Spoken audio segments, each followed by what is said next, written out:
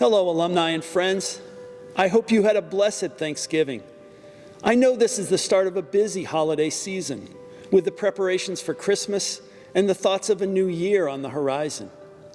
This is a time not only for shopping and decorating, but also for reflecting on what matters to us. Today is Giving Tuesday, a day that brings everyone together to give back as we begin this holiday season. Thank you for joining me. For me, this time of year is a great reminder of the gratitude I have for family and friends, and especially this year for the Mount Mercy community.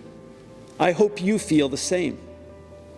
Now, more than 4 months into my time at Mount Mercy, I have fallen in love with this community, and I've had the chance to meet so many wonderful alumni and our current students, and of course our faculty and staff. I've hiked with students and colleagues.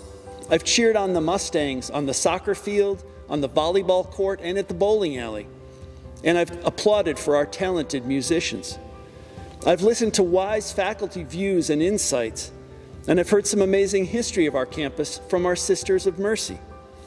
I've also been welcomed by the Cedar Rapids community, where so many people care about our university and respect the MMU graduates who helped to shape and strengthen our city.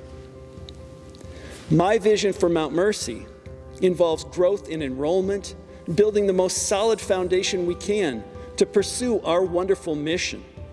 Catholic and Mercy, welcoming to all students, centered on academic depth, an engaging campus life, a focus on compassionate service, and excellent preparation for professional success.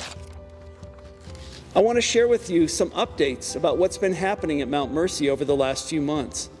And I'll get to some of the questions that you submitted when you registered, and I know that my colleagues will also be responding on the chat today, and feel free to follow up with us later on if you have more questions.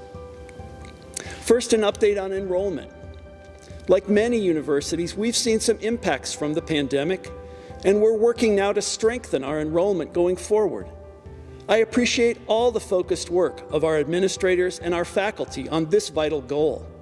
We know Mount Mercy is an incredible value, and we're actively promoting all that we have to offer. In our graduate programs, we're pleased with several new initiatives. In our doctoral program in marriage and family therapy, they've launched 2 new certificates in advanced couples work and in leadership and social justice that make that program stand out even more. And in our graduate business program, there's several new business and leadership certificates, including an innovative focus on working with remote and virtual workforces. Our annual Fall Faculty Series is well underway, and this year it focuses on the ongoing legacy of the September 11 attacks 20 years ago. I've had the chance to attend 2 recent lectures from Norma Linda Mattingly and Dennis Dew, and both were very moving and insightful. I appreciate the work of Professor Joe Hendricks in coordinating this multi-part series. We've received a significant honor from U.S. News & World Report this year. Mount Mercy was ranked number 7 out of 157 schools as a top performer on social mobility among all the regional universities in the Midwest. This is a clear testament that a Mount Mercy education makes a transformative difference in the opportunities that our students are provided. We've also launched our new Mustang Leadership program. This makes a difference for our students in bringing our Mercy values to life, and it engages students in reflection, in skill building, and in inspiration. We were thrilled to start the year with a conversation with Willie Ray Fairley, who's not only a local Cedar Rapids barbecue entrepreneur, but also gained national notoriety for his philanthropic work, bringing much-needed food to disaster areas in Louisiana and Texas. In the months ahead, there are some wonderful travel opportunities for our students. From an immersive January term trip to Tanzania, led by 2 committed faculty in the Martin Herald College of Nursing and Health, and a spring break trip to Ireland led by campus ministry that will involve both service work and learning the story of Catherine McCauley and the founding of the Sisters of Mercy in real depth.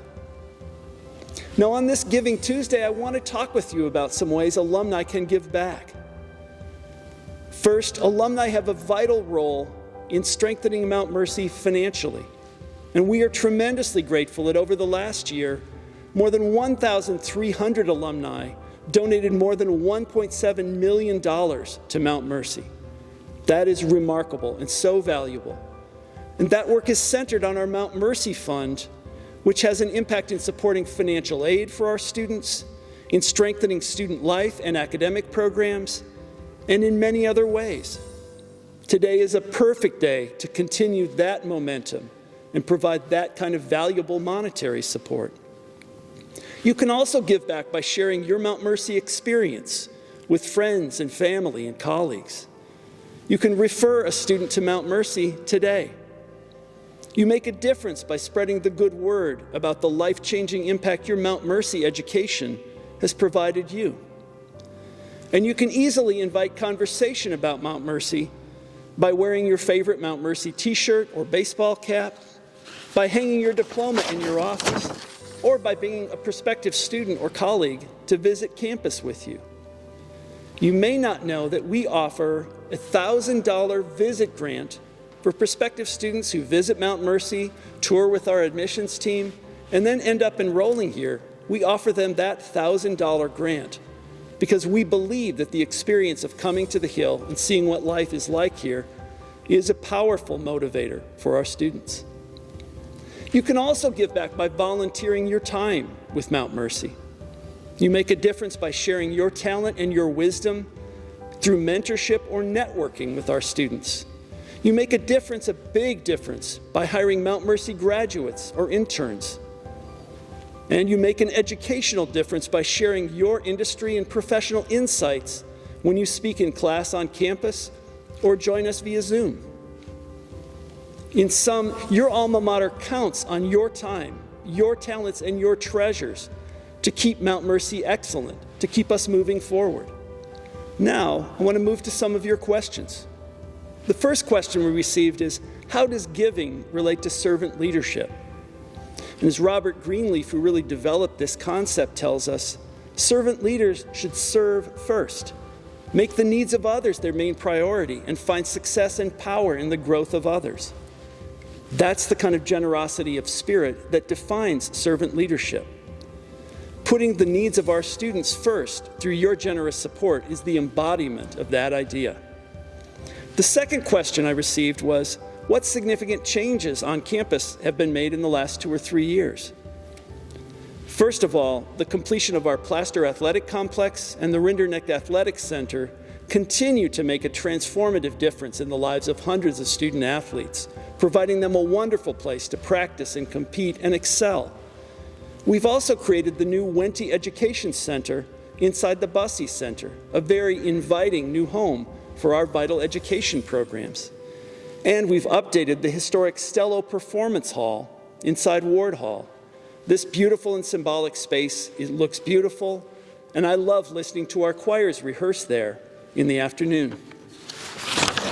The third question is, what do we see for Mount Mercy's future? We will certainly continue building on our core academic strengths in nursing and health, in business, in the liberal arts, and in other areas. We will build an even stronger and more engaging student experience. We'll bring our Catholic and Mercy mission to life in vibrant ways. We'll grow enrollment. We'll meet the needs of the Cedar Rapids and corridor communities. And we'll continue to be a leader in service, from the very local to the very global. And the fourth question is, how will Mount Mercy strengthen its Catholic roots? We begin that work by making sure there are faith resources for our students that are vibrant and inviting, both academically and in our campus ministry programs. We do it by strengthening our ties with Catholic high schools. I've had the chance to visit 9 of those high schools already, heard some great connections with Mount Mercy. And we also do it in partnership with our local parishes and in conversation with the Archdiocese of Dubuque. And by celebrating the gifts of the Mercy charism and highlighting the critical concerns of the Sisters of Mercy, we bring that work to life in a particularly powerful way. All this work needs to be carried out in a spirit of welcome to all our students from all faith traditions. So we aim to make that mission both clear and explicit, and also inclusive and inviting to all our students.